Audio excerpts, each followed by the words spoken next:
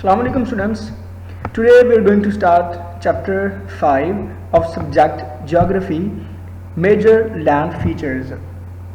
जी students, तो इस chapter में हम एक्चुअली क्या स्टडी करेंगे? लैंड फॉर्म्स कितनी टाइप्स की हो सकती हैं? मींस माउंटेन्स हो सकते हैं, प्लेन्स हो सकते हैं, डेजर्ट्स हो सकते हैं। तो इनके बारे में हम स्टडी करेंगे कि माउंटेन्स कितनी टाइप्स के हो सकते हैं, प्लेन्स कितनी टाइप्स के हो सकते हैं, उनके मॉड ऑफ फॉर्मेशंस हैं कि वो प्लेन्स और डेजर्ट्स किस तरह बनते हैं, वो उनके मॉड ऑफ फॉर्मेशन क्या है, वो बनते किस तरह हैं। तो ये सारी जो चीज़ें हैं ये इस चैप्टर में हम जो है डिस्कस करने वाले हैं। Introduction. The surface of our earth is not homogeneous.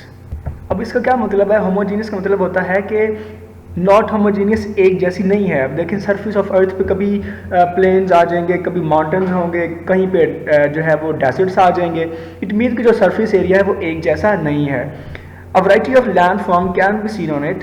There are elevated portions in the form of mountains. देखें माउंटेन्स आ जाएंगे, table land like features which are called plateaus, and vast stretches of flat land in the form of plains. Even in the sea floor is comprised of uneven surfaces. अब इसका क्या मतलब है कि जो हत्ता के जो सी फ्लोर है, जो सी बेड होता है, सतह जो समंदर की जो तय होती है वो भी एक जैसी नहीं है। कहीं से ऊंची होगी सरफेस, कहीं से नीची होगी। तो इसलिए हम कहते हैं कि सी फ्लोर जो है वो भी अनइवन सरफेस है। The land forms are found by two forces.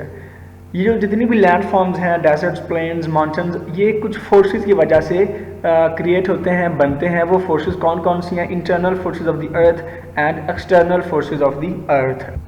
Ji, do you know में देखें व्हाट इज़ जियोमॉर्फोलॉजी। ये एक शॉर्ट क्वेश्चन और ब्लैंक बन सकती है।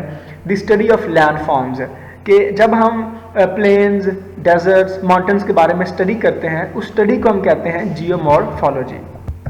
So first we discuss the internal forces of the earth. There are some forces inside the earth which push a part of earth upwards or downwards. तो ये एक ऐसी forces होती हैं जो earth के inside जो है कुछ parts को या तो ऊपर लेके आ जाती हैं या उनको नीचे जो है वो धकेल देती हैं। तो ऐसी forces को हम कहते हैं internal forces, और ये ज़मीन के inside होती हैं, inside the earth. These forces create new landforms on the surface of the earth. The continents and mountains ranges are formed by these forces.